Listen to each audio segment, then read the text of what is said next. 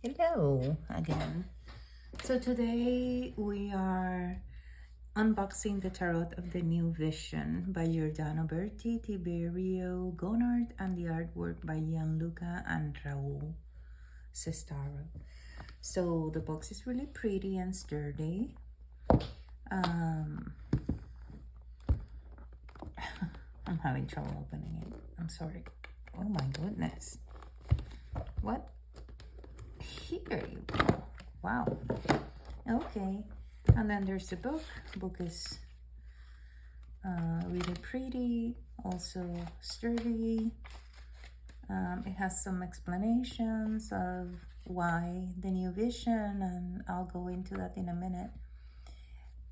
It has the cards with their meanings, the description, and some meanings that are specific to the cards, and they're a little different from other books for tarot. So if you can look at this Empress, usually we see the Empress looking at us. This New Vision Tarot basically wants you to take that card a step, one more step, right? And you're gonna look at the situation from a different point of view. And what the creators are trying to do is for you to see what the figures in the card are seeing themselves, or the context of what's going on. So that's different from the traditional Rider-Waite tarot. This is the Empress, for example, and she's the mother, basically. There's a door that it's opening. I'm going to show you in the cards. And then there's a road and a mountain, like she's looking into the future. And then she has two kids and a bird sitting right there, because she's the mother and she's a protection. So that's the door of life, and the Muse's gifts, which is creativity, usually the law of desire. She's also the represents desire, right? And lust. So it's interesting, right? And then the cards. Here are the cards. See, for example, the Fool. We're looking from behind where he's going, and there's a volcano erupting.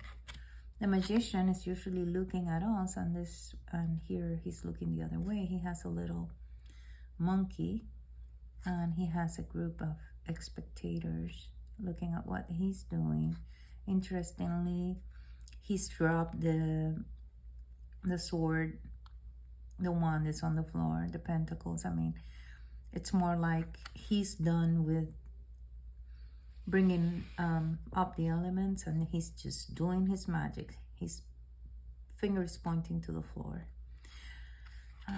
The High Priestess, we usually look at her face on, and here we see from behind, we see the moon. She's looking at the moon. There's an owl for wisdom, a pomegranate, which has always been a symbol for abundance and mysticism and occultism. And then there are two nuns, one in black and one in white, behind the columns that we usually see. This drape is half on. Usually it's completely on behind her when we look at her from the front. Again, the Empress. The Hierophant, he's usually sitting here, and there's two people looking at him from like this little painting that is behind his throne. Now we see him from behind, we see his crown, we see the two men side by side, and then one has a serpent and one has a dove, and there are the keys and the lamb. Interesting. The Pap, the Hierophant. The Chariot, we're always looking at him from the front, and he has two horses, and one is black and the other white, and now we see two people behind him, which is very interesting. I'm going to read about this one because this one is very interesting, and that way we see the differences a little more.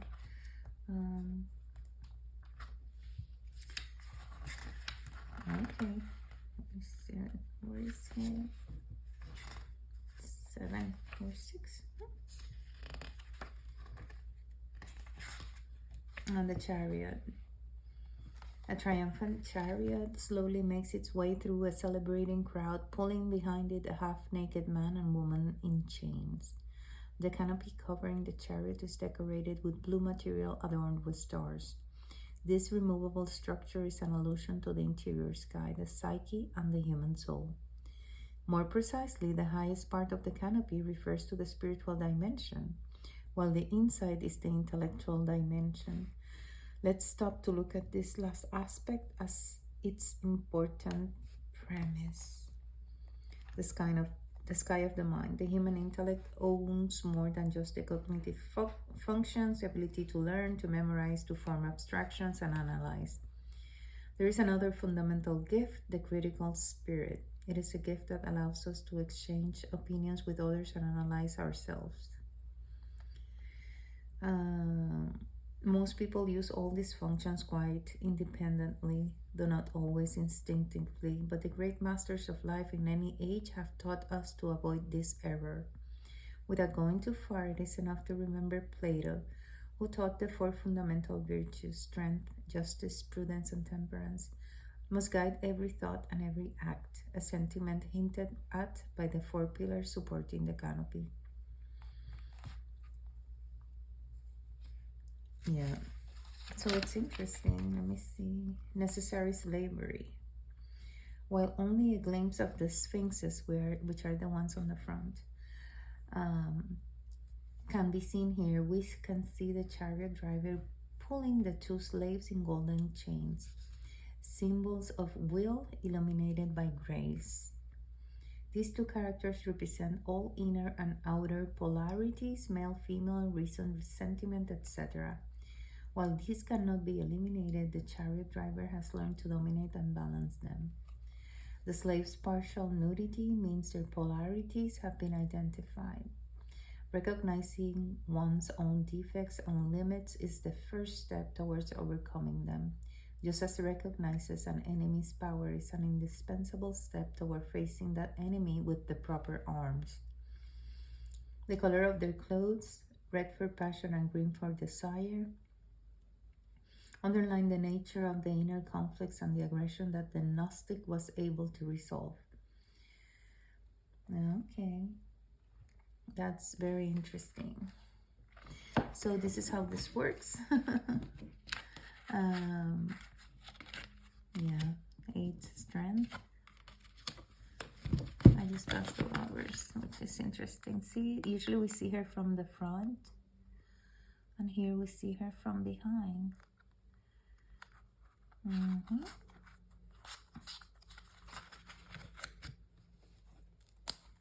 9, 10. They're looking from behind. 11. Justice. We're looking from behind too. We seem to be people fighting for the baby, like the Solomon thing, because Justice is related to Libra, so it's air. See, Libra here. The Hangman, Death, Temperance,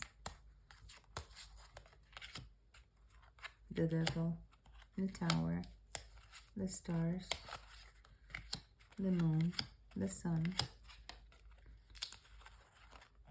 Judgment, the World, and then the Cups, the 2 of Cups. We see from behind. There's not much difference though. It's from behind. We only see the cup from the front, and from behind we see they're touching their hands basically, and there's 2 doves coming into where these people are. From the front we couldn't see them, so now we see them. That's interesting. Okay, I think this is different, a different deck, right? Oh, this one's interesting. See, the 4 of Cups, which usually means that the universe is giving you an opportunity and you're not grabbing it. And then when we see it from behind, usually you see it from the front, and you know, she's being offered that cup, or he. There's a Pegasus coming in, which is interesting. It's an offering, a gift, and it's coming. It's like your chance, right? Yeah. On this one, he's usually looking to this side when he's lost, but on this side, he's done. He has already turned around, and there's other people walking away, and I'm surely he's gonna follow after them, which is usually what these cards mean. It means like letting go of the things that do not serve you anymore, or the things that you have lost, and stop looking at them and just keep walking because there's more ahead. It's interesting that in this one, the ones ahead are the ones that are spilled instead of the ones behind him. Usually these are the ones that are spilled. This card usually means your childhood memories, nostalgia for, you know, a more innocent time. And in this one, it's like the ghost of the father and the mother are there. It's also a card of a gift of love, or a gift from the universe. This one is one about choosing and options, and understanding that some of your options will give you triumph and victory, and others can give you riches, but others are negative and are disguised and are choices or options or offerings that are not good for you. Amazing. In this one, we usually see him from the back leaving, and in this one it's even more interesting because he's leaving behind even a celebration. I mean, this is a card of a person that has had what he wants in life, has lived the life, but suddenly understands there's something missing inside, and he goes on to find it, leaving behind whatever they need to be left behind. Very interesting. Okay, I think that's enough to review this deck. Take care.